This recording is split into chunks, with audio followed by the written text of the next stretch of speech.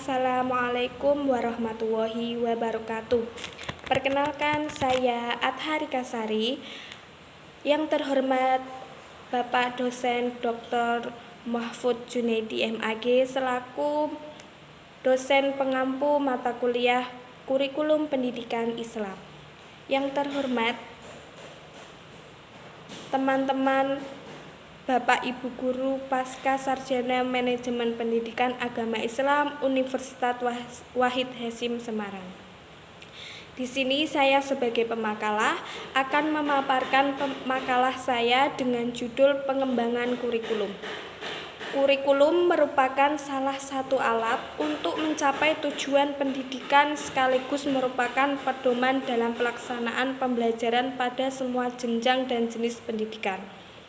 Sistem pendidikan sebagai suatu yang terpadu memiliki sejumlah komponen mencakup dasar dan tujuan pendidikan, pendidikan dan tenaga kependidikan, kurikulum, manajemen dan tenaga pendidikan yang saling berhubungan dan berfungsi untuk mencapai tujuan pendidikan. Mengingat sangat pentingnya peran kurikulum di dalam dunia pendidikan dan dalam perkembangan kehidupan manusia, maka dalam penyusunan kurikulum tidak bisa dilakukan tanpa menggunakan landasan yang kokoh dan kuat. Pengembangan kurikulum harus didasarkan pada landasan dan prinsip-prinsip pengembangan yang berlaku. Hal ini dimaksud agar pengembangan kurikulum yang dilaksanakan sesuai dengan apa yang menjadi tujuan dari pendidikan nasional. Di sini saya mengambil 5 rumusan masalah. Yang pertama, apa pengertian atau definisi pengembangan kurikulum? Yang kedua, mengapa kurikulum harus dikembangkan? Yang ketiga, apa tujuan pengembangan kurikulum? Yang keempat, apa saja prinsip-prinsip pengembangan kurikulum? Yang kelima, apa saja landasan pengembangan kurikulum? Untuk pembahasannya, yang pertama mengenai apa pengertian kurikulum. Yang pertama, pengertian atau definisi pengembangan kurikulum. Dalam Kamus Besar Bahasa Indonesia, kata pengembang secara etimologi yang artinya proses atau cara perbuatan mengembangkan. Secara istilah, kata pengembangan menunjukkan pada suatu kegiatan menghasilkan suatu alat atau cara yang baru, di mana selama kegiatan tersebut, penilaian dan penyempurnaan terhadap alat atau cara tersebut terus-menerus dilakukan. Bila setelah mengalami penyempurnaan akhirnya alat atau cara tersebut dipandang cukup mantap untuk digunakan seterusnya, maka berakhirlah kegiatan pengembangan tersebut. Pengertian pengembangan di atas berlaku pula dalam bidang kajian kurikulum. Kegiatan pengembangan kurikulum mencakup penyusunan kurikulum itu sendiri, pelaksanaan di sekolah-sekolah yang disertai dengan penilaian yang intensif dan penyempurnaan yang dilakukan terhadap komponen-komponen tertentu dari kurikulum tersebut atas dasar hasil penilaian. Bila kurikulum itu sudah cukup dianggap mantap setelah mengalami penilaian dan penyempurnaan, maka berakhirlah tugas pengembang kurikulum tersebut untuk kemudian dilanjut dengan tugas pembinaan.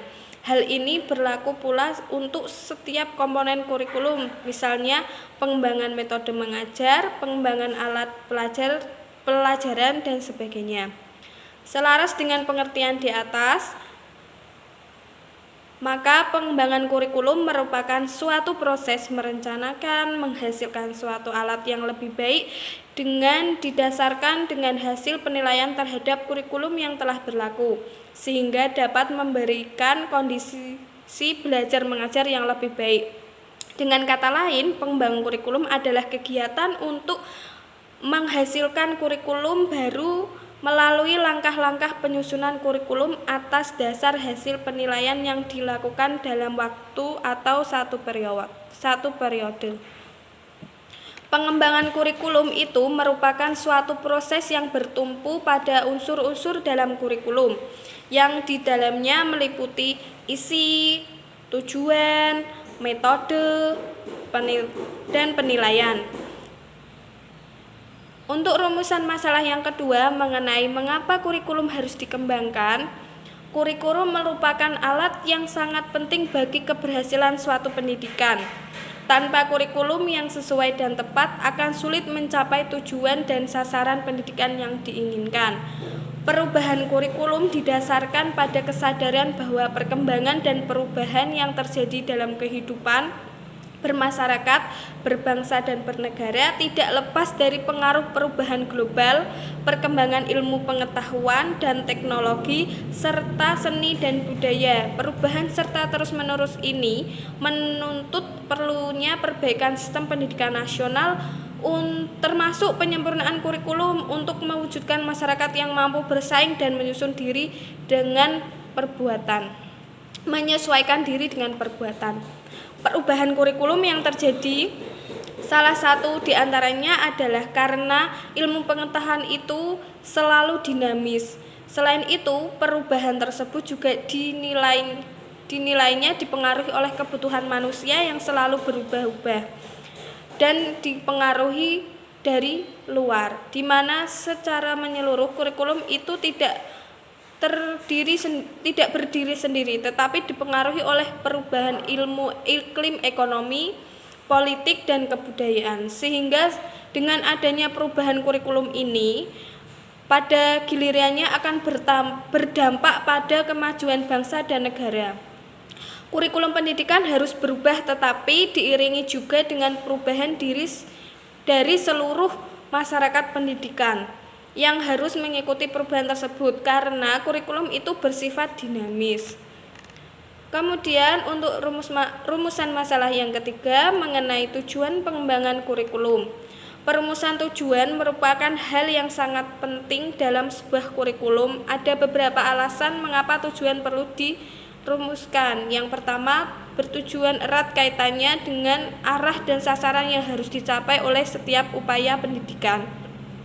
Yang kedua, tujuan yang jelas dapat membantu para pengembang kurikulum dalam mendesain model kurikulum yang dapat digunakan, bahkan akan membantu guru dalam mendesain sistem pembelajaran. Yang ketiga, tujuan kurikulum yang jelas dapat digunakan sebagai kontrol dalam menentukan batas dan kualitas pembelajaran. Untuk rumusan yang keempat mengenai apa saja prinsip-prinsip pengembang kurikulum? Di sini ada dua prinsip. Yang pertama prinsip umum, yang kedua prinsip khusus.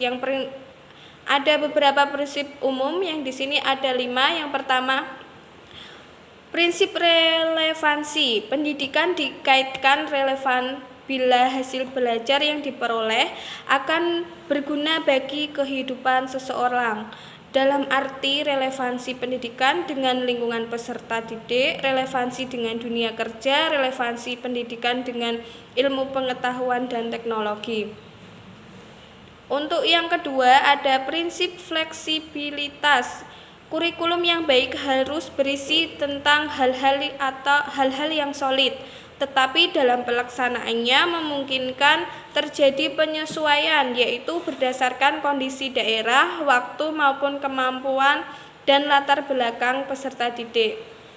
Fleksibilitas berarti dia tidak kaku dan ada semacam ruang gerak yang diberikan atau kebebasan dalam bertindak. Di sini memberikan kebebasan terhadap ruang gerak peserta didik dan pendidik dalam bertindak di lapangan. Hal ini dikarenakan dalam diri peserta didik terdapat banyak perbedaan dalam segala hal, ya ada dari bakat, kemampuan membaca, menulis atau belajar, keterampilan dan lainnya. Dan dengan demikian sekolah dapat memberikan fasilitas yang luas terhadap siswa. Begitu juga sebagai seorang guru sedapat mungkin mengembangkan sendiri program-program pengajarannya dengan berpatok dan berpegang teguh pada tujuan dalam pembelajaran di dalam kurikulum yang masih bersifat umum. Upaya-upaya di atas yang dilakukan agar rancangan kurikulum dan pengembangannya serta prakteknya di lapangan dapat akomodatif di setiap saat dan kesempatan yang ada di sekolah. Yang ketiga adalah prinsip kontinuitas atau berkesinambungan. Perkembangan dan proses belajar anak berlangsung secara berkesinambungan dan tidak terputus. Oleh karena itu, pengalaman-pengalaman belajar yang disediakan kurikulum hendaknya berkesinambungan antara satu tingkat kelas dengan kelas lainnya, antara satu jenjang pendidikan dengan pekerjaan. Kemudian pengembangan kurikulum perlu dilakukan secara serentak bersama-sama, perlu ada komunikasi dan kerjasama antara pengembang kurikulum. Prinsip kesinambungan dalam pengembangan kurikulum menunjukkan adanya saling keterkaitan antara tingkat pendidikan, jenis program pendidikan, dan bidang studi.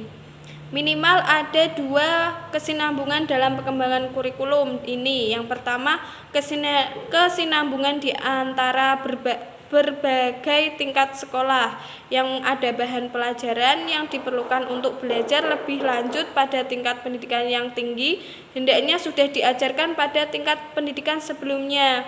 Atau yang kedua, tentang bahan pelajaran yang telah diajarkan pada tingkat yang lebih rendah tidak harus diajarkan lagi di jenjang pendidikan yang lebih tinggi, sehingga terhindar dari tumpang tindih dalam pengaturan bahan dalam proses belajar mengajar. Yang kedua, kesinambungan di antara berbagai bidang studi. Kesinambungan di antara berbagai studi menunjukkan bahwa dalam pembahasan kurikulum ini memperhatikan hubungan antara bidang studi satu dengan lainnya. Misalnya, untuk mengubah angka temperatur dari skala Celcius ke Fahrenheit dalam IPA diperlukan keterampilan dalam menggali pecahan. Karenanya pelajaran mengenai bilangan pecahan hendaknya sudah diberikan sebelum anak peserta didik mempelajari cara mengubah temperatur. Yang keempat, prinsip praktis atau efisiensi. Prinsip praktis ini prinsip yang keempat. Prinsip praktis mudah dilaksanakan, menggunakan alat yang sederhana dan biaya juga yang murah. Prinsip ini juga disebut dengan efisiensi. Prinsip efisiensi sering dikaitkan dengan prinsip ekonomi yang berbunyi dengan modal atau biaya, tenaga, waktu yang kecil akan mencapai hasil yang memuaskan. Efisiensi proses belajar mengajar akan tercipta apabila usaha, biaya, waktu, dan tenaga yang digunakan untuk menyelesaikan program pengajaran sangat optimal dan hasilnya bisa seoptimal mungkin, tentunya dengan pertimbangan yang rasional dan wajar. Dalam pengembangan kurikulum, prinsip efisiensi harus mendapatkan perhatian termasuk efisiensi segi waktu, tenaga, peralatan, dan biaya. Efisiensi waktu perlu direncanakan kegiatan belajar siswa agar tidak banyak membuang waktu di sekolah. Efisiensi penggunaan tenaga dan peralatan perlu diterapkan jumlah minimal siswa yang harus dipenuhi oleh sekolah dan cara menentukan jumlah guru yang dibutuhkan. Dengan mengusahakan tercapainya berbagai segi efisiensi di atas diharapkan akan mencapai efisiensi dalam pembiayaan pendidikan. Yang kelima, prinsip efektivitas. Dalam kaitannya dengan pelaksanaan program pendidikan dan proses belajar mengajar, yaitu berkenaan dengan masalah efektivitas mengajar dan efektivitas belajar siswa. Efektivitas mengajar guru berkaitan dengan sejauh mana kegiatan belajar mengajar telah direncanakan dan dilaksanakan dengan baik. Untuk efektivitas belajar siswa berkaitan dengan tujuan-tujuan pelajaran yang diinginkan dapat dicapai melalui kegiatan belajar mengajar yang telah dilaksanakan. Efektivitas belajar mengajar dalam dunia pendidikan mempunyai kaitan erat antara guru dan siswa. Jika salah satunya ada kepincangan, maka akan membuat terhambatnya pencapaian tujuan pendidikan. Untuk prinsip-prinsip khusus di sini ada yang pertama, prinsip yang berkenaan dengan tujuan pendidikan. Tujuan itu merupakan pusat dan arah semua kegiatan pendidikan. Tujuan tersebut hendaknya dirumuskan secara spesifik dan operasional seluruh kegiatan belajar mengajar berlangsung. Di samping itu, tujuan pendidikan mencakup pada tujuan yang bersifat umum atau berjangka panjang, jangka menengah, dan jangka pendek. Perumusan tujuan pendidikan bersumber pada yang pertama, ketentuan dan kebijaksanaan pemerintah yang dapat ditemukan dalam dokumen lembaga negara mengenai tujuan dan strategi pembangunan termasuk di dalamnya pendidikan. Yang kedua, survei mengenai persepsi orang tua siswa atau masyarakat tentang kebutuhan mereka yang dikirim melalui angket atau wawancara dengan mereka. Yang ketiga, survei tentang pandangan para ahli dalam bidang-bidang tertentu dihimbau melalui angket, wawancara, observasi, dan dari berbagai media massa. Yang kedua, prinsip berkenaan dengan pemilihan isi pendidikan. Isi pendidikan di sini adalah materi kurikulum yang disusun oleh seorang guru. Dalam Undang-Undang Pendidikan Sistem Pendidikan Nasional Bab 9 Pasal 39 ditetapkan bahwa isi kurikulum merupakan bahan kajian dan pelajaran untuk mencapai tujuan penyelenggaraan satuan pendidikan yang bersangkutan dalam rangka upaya mencapai tujuan pendidikan nasional. Sesuai rumusan di atas, isi kurikulum dikembangkan dan disusun berdasarkan sebagai berikut. Yang pertama, materi kurikulum berupa bahan pelajaran yang terdiri dari bahan kajian atau topik-topik pelajaran yang dapat dikaji oleh siswa dalam proses belajar dan pembelajaran. Yang kedua, materi kurikulum mengacu pada pencapaian tujuan masing-masing suatu pelajaran. Perbedaan dalam ruang lingkup dan urutan bahan pelajaran disesuaikan dengan perbedaan tujuan suatu satuan pendidikan tersebut. Yang ketiga, materi kurikulum diarahkan untuk mencapai tujuan pendidikan nasional. Hal ini karena tujuan pendidikan nasional merupakan target tertinggi yang hendak dicapai melalui penyampaian materi kurikulum. Yang ketiga, ada prinsip berkenaan dengan pemilihan proses belajar mengajar. Dalam pemilihan proses belajar mengajar yang digunakan hendaknya harus memperhatikan hal-hal sebagai berikut. Yang pertama, apakah metode atau teknik belajar mengajar yang digunakan cocok untuk mengajar bahan pelajaran? Yang kedua, apakah metode atau teknik tersebut memberikan kegiatan yang bervariasi sehingga dapat melayani perbedaan individu peserta didik? Yang ketiga, apakah metode atau teknik tersebut memberikan uraian kegiatan yang bertingkat-tingkat? Yang keempat, metode atau teknik tersebut dapat mencapai kegiatan untuk mencapai tujuan kognitif, afektif, dan psikomotorik.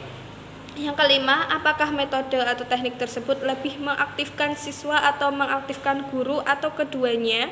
Yang keenam, apakah metode atau teknik tersebut mendorong berkembangnya kemampuan baru?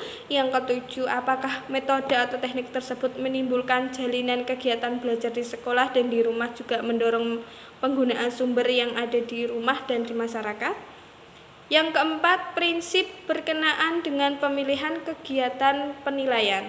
Penilaian merupakan bagian integral dari pengajaran.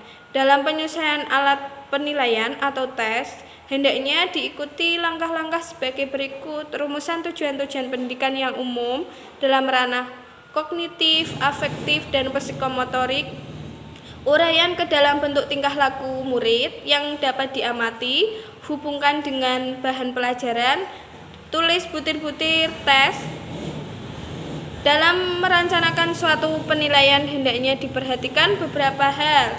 Yang pertama, bagaimana kelas, usia, tingkat kemampuan kelompok yang akan dites. Yang kedua, berapa lama waktu yang dibutuhkan untuk pelaksanaan tes. Yang ketiga, apakah tes tersebut berbentuk uraian atau objektif. Yang keempat, ada berapa banyak butir tes yang perlu disusun. Yang kelima, apakah tes tersebut diadministrasikan oleh guru atau oleh siswa. Untuk rumusan masalah yang kelima mengenai apa saja landasan-landasan pembangunan kurikulum. Yang pertama ada landasan filosofis. Filosofis merupakan segala permasalahan manusia, membahas segala permasalahan manusia, termasuk pendidikan yang disebut dengan filsafat pendidikan. Filsafat memberikan arah dan metodologi terhadap praktek-praktek pendidikan, sedangkan praktek-praktek pendidikan memberikan bahan-bahan bagi pertimbangan filosofis. Keduanya sangat erat kaitannya. Hal ini yang menyebabkan landasan filosofis menjadi sangat penting dalam pengembangan kurikulum. Yang kedua adalah landasan psikologis. Dalam proses pendidikan yang terjadi adalah proses interaksi antar individu. Manusia berbeda dengan makhluk lainnya karena kondisi psikologisnya. Kondisi psikologis sebenarnya merupakan karakter psikofisik seseorang sebagai individu yang dinyatakan dalam berbagai bentuk perilaku interaksi dengan lingkungan. Dalam pembahasan kurikulum minimal ada dua landasan psikologi. Yang pertama psikologi perkembangan dan yang kedua psikologi belajar. Yang ketiga adalah landasan sosial budaya. Kurikulum menentukan pelaksanaan dan hasil pendidikan. Dengan pendidikan diharapkan muncul masyarakat-masyarakat yang tidak asing dengan masyarakat. Dengan pendidikan diharapkan lahir manusia-manusia yang bermutu, yang mengerti dan mampu membangun masyarakat. Oleh sebab itu, tujuan, isi maupun proses pendidikan harus disesuaikan dengan kondisi, karakteristik, dan perkembangan masyarakat. Sekian presentasi dari saya. Apabila ada kekurangan dan salah tutur kata saya dalam menyampaikan presentasi, saya mohon maaf yang sebesar-besarnya. Sekian dari saya. Akhirul kalam. Wabillahi taufiq wal hidayah. Wassalamualaikum warahmatullahi wabarakatuh.